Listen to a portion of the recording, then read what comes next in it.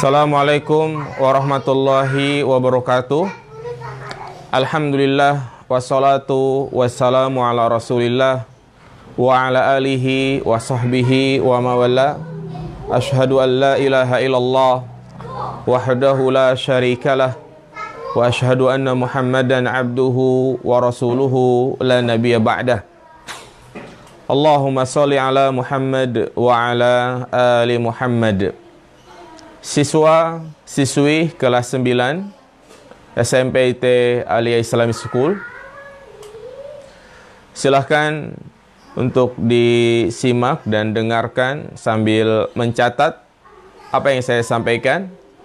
Insyaallah kita melanjutkan materi dari pelajaran fikih, di mana pada pertemuan sebelumnya kita telah membahas tentang syarat wajib puasa.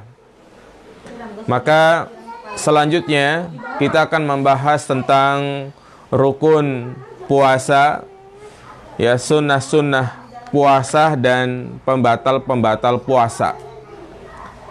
Silakan disimak dengan seksama. Rukun puasa. Rukun puasa artinya hal-hal yang harus ada pada ibadah puasa. Jika rukun-rukun tersebut tidak ada pada ibadah puasa, maka puasa tidak sah. Maka ya, puasa itu memiliki rukun. Di antaranya yang pertama adalah niat, di mana ketika kita meninggalkan hal-hal yang dilarang saat puasa, seperti tidak makan, tidak minum, maka dia harus niat bahwa apa yang dilakukan itu adalah dalam rangka beribadah kepada Allah Subhanahu wa taala. Ya.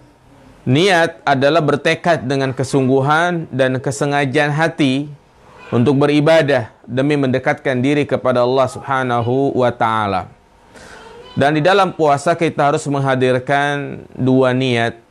Yang pertama, niat dalam rangka mengerjakan ibadah tersebut, yaitu di mana kita mengerjakan ibadah puasa harus betul-betul ikhlas lillahi ta'ala, mengharapkan ridho Allah Subhanahu wa ta'ala, karena ini merupakan syarat diterimanya amal ibadah. Sebagaimana Allah Subhanahu wa ta'ala berfirman, wa ma umiru illa liya'budullaha mukhlishina lahuddin. Mereka hanya diperintahkan menyembah Allah dengan ikhlas, mentaatinya semata-mata karena menjalankan agama, dan juga agar melaksanakan sholat dan menunaikan zakat. 6. Dan yang kedua, niat puasa yang akan kita kerjakan.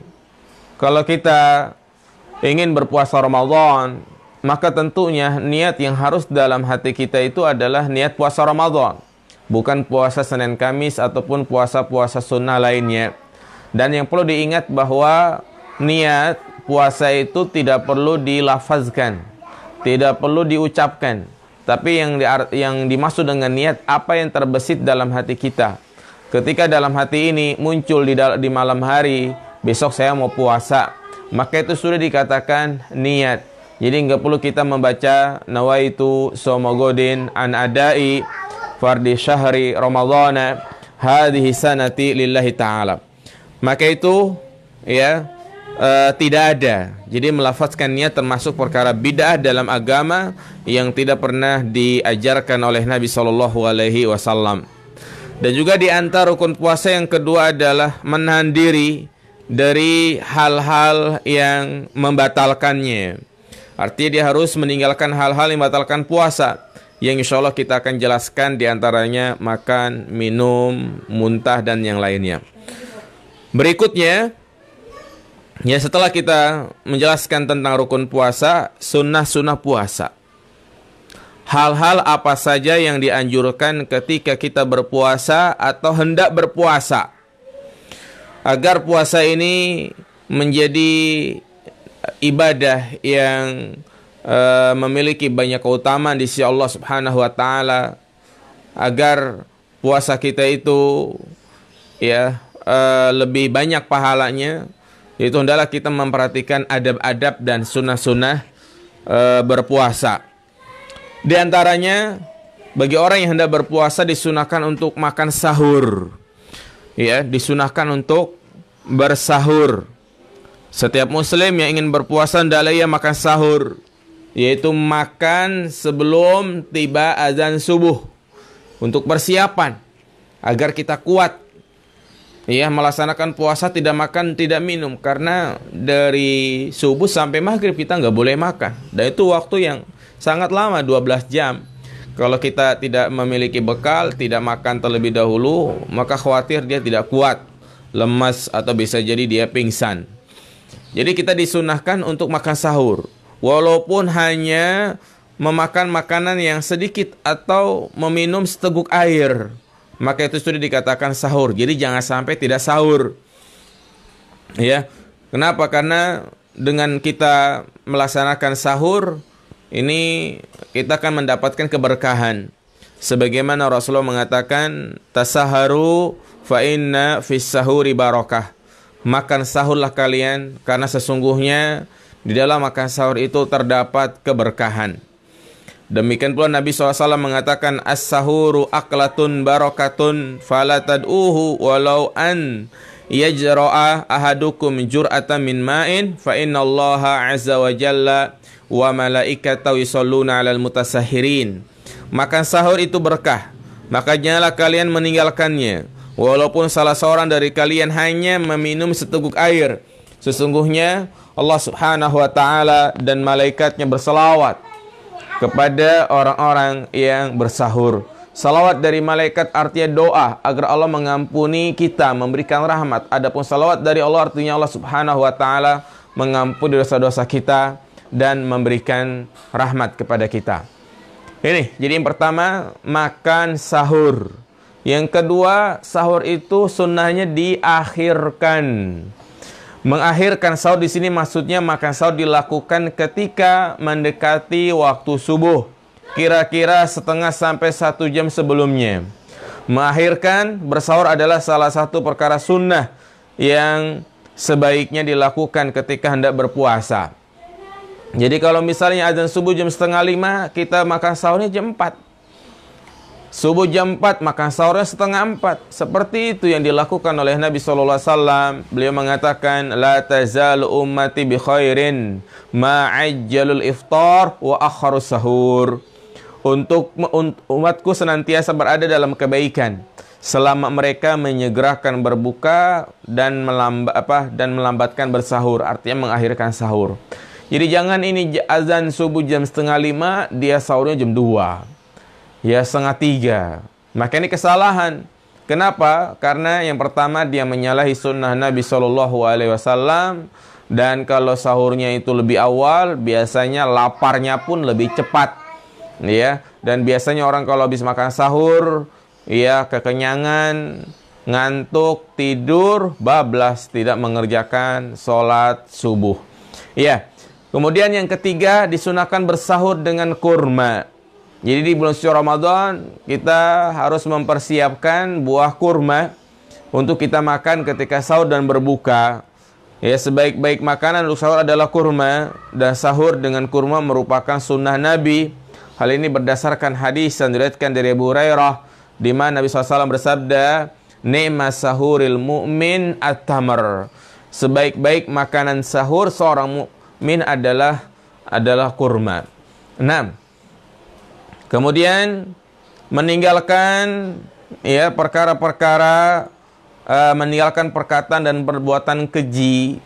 Artinya ya kita itu berpuasa bukan hanya sekedar menahan makan dan minum, bukan hanya sekedar menutup mulut ini dari masuknya makanan, tetapi puasa itu lebih luas, di mana ia harus memperhatikan adab-adabnya.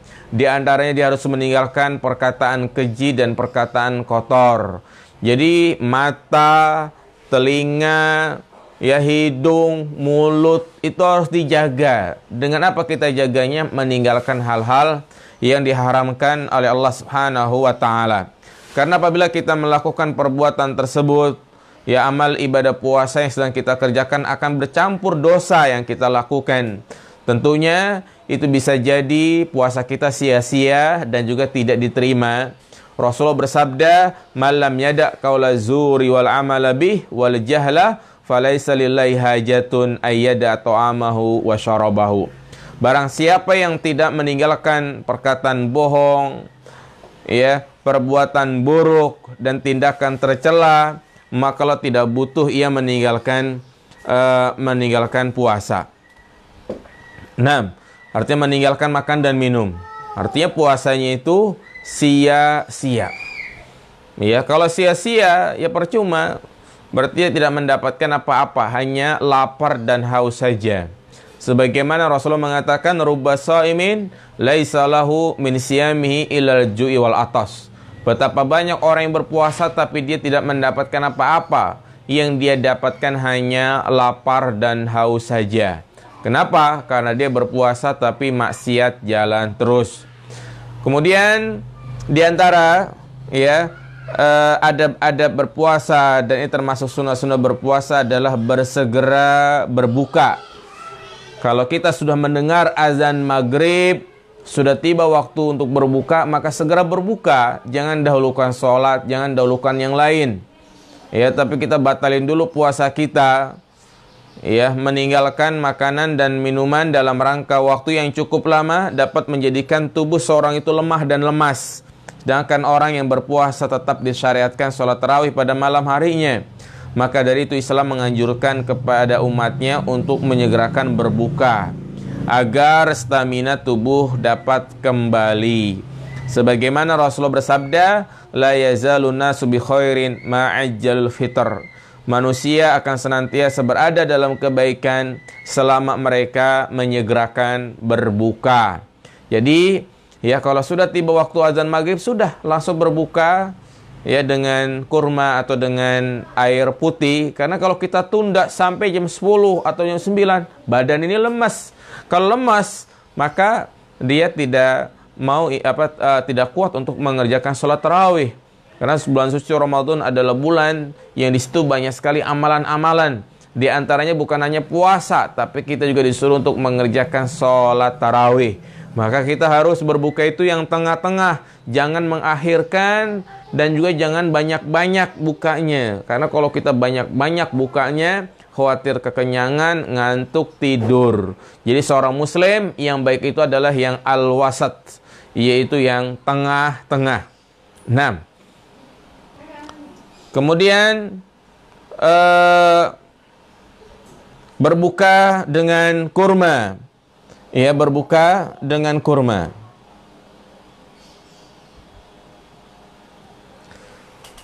Nah,